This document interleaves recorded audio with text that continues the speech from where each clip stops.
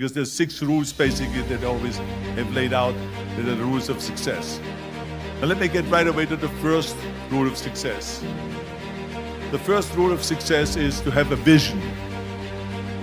You see, if you don't have a vision of where you go, and if you don't have a goal where you go, you drift around and you never end up anywhere. It's like you can have the best ship in the world, you can have the best airplane in the world. If the pilot or the captain doesn't know where to go, it would just drift around. It would not end up anywhere, or most likely in the wrong place.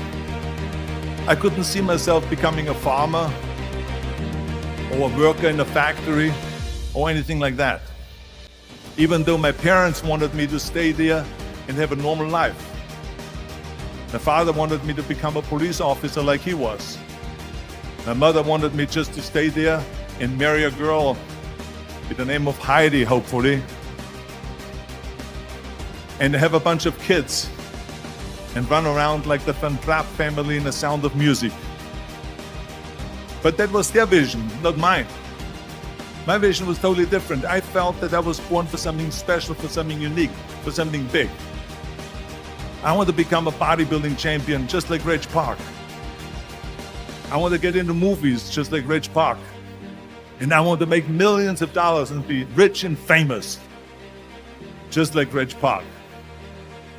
So let me tell you something, visualizing your goal and going after it makes it fun. You've got to have a purpose no matter what you do in life. You've got to have a purpose. So that's rule number 1, have a vision. Rule number 2 is don't listen to the naysayers. Don't listen to the naysayers.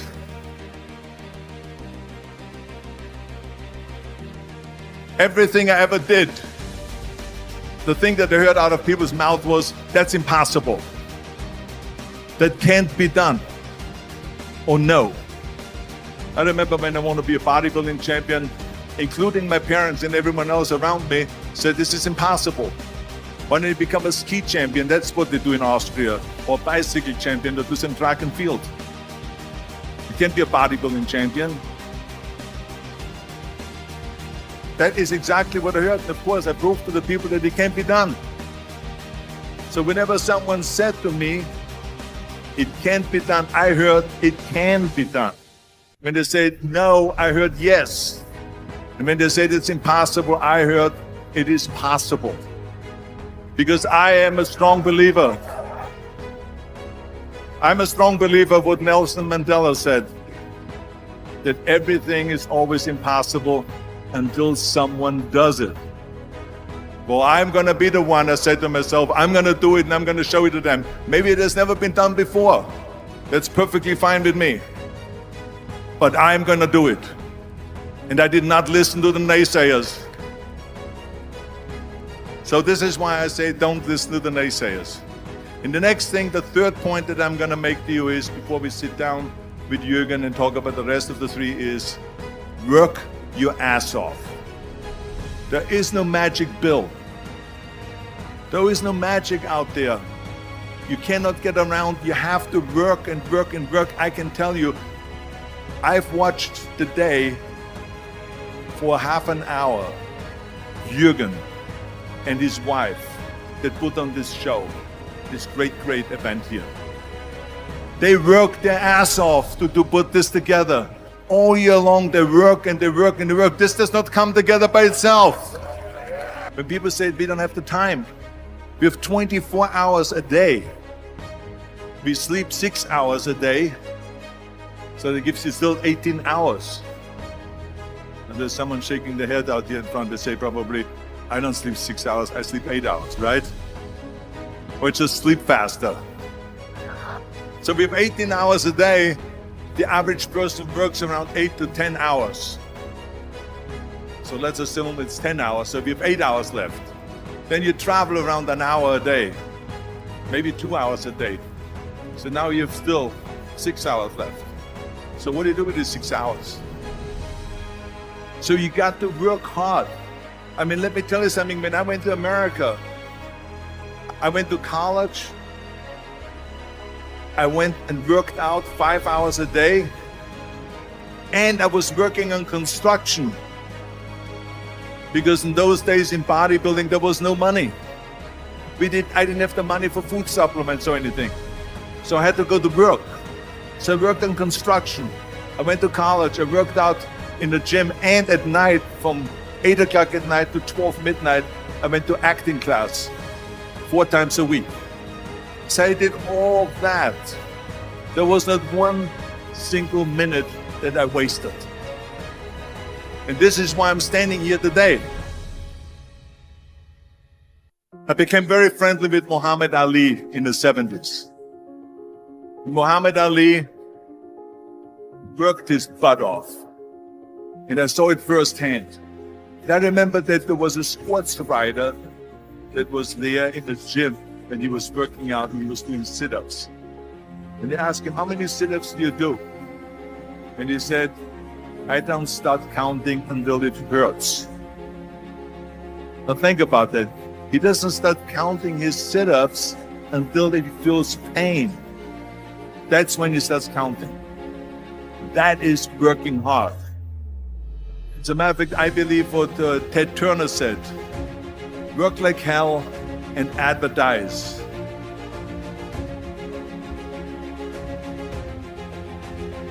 You get it? Work like hell, go to bed, and early to rise, work like hell and advertise. So you work your ass off, and then you let the world know about your work. That's what it is all about. Let people know. If you have a company, if you have a movie, if you do a sports, work your ass off, but then advertise and let everyone know. And the reason, one of the main reasons why people want to have a plan B is because they are worried about failing. What is if I fail, then I don't have anything else? Well, let me tell you something. Don't be afraid of failing, because there's nothing wrong with failing. You have to fail in order to climb that ladder. There's no one that doesn't fail. What is not okay is that when you fail, you stay down. Whoever stays down is a loser. And winners will fail and get up. Fail and get up. Fail and get up. You always get up. That is a winner. That is a winner. This is one of my 6 rules to success. You can only feel complete as a person if you think about what can you do for your fellow member around you that maybe needs help. I felt like that everyone has a different motivation why you get into that. I was an immigrant going to America, and I saw how America was the most generous country in the world. I mean, they opened up their arms to me, they helped me, they invited me for Thanksgiving dinner. The people, they brought me, the bodybuilders in the gym brought me plates to my apartment because I had no plates, I had no silverware, I had no bedware, I had no pillows, I had no blanket, I had no TV, I had no radio, I had nothing. They brought it to my apartment. Then, of course, when 2003 happened, where there was a governor's race in California, I said to myself, now is my chance to jump in there and to really give everything. And people said to me, he says, are you crazy to run for governor? When you're governor, he says, you cannot go and make movies anymore. I said, well, duh. I mean, I know that you can't run the state and make movies. Of course not. He says, well, you would lose all these millions of dollars. I mean, you're getting 20, 25, 30 million dollars a movie, you will lose that. I say, I don't care. I say, all the money that I've made is because of America. My success is because of America. Everything that I've accomplished is because of America. I say, so for me now to give something back for 7 years and not to make money makes no difference to me. I say, I'm going to do it. And I jumped in the end of the race and did it. And let me tell you something. I'm not poor because those 7 years I didn't get paid.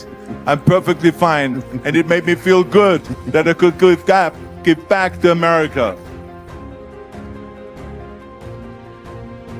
I remember that everything I did always needed help. Think about it when someone says, Arnold, you're the greatest self-made man. I said, you can call me anything you want. You can call me Arnie, you can call me Schwarzi, you can call me Terminator, you can call me Governator, but don't ever call me self-made man. I said, because I did not get to that point by myself.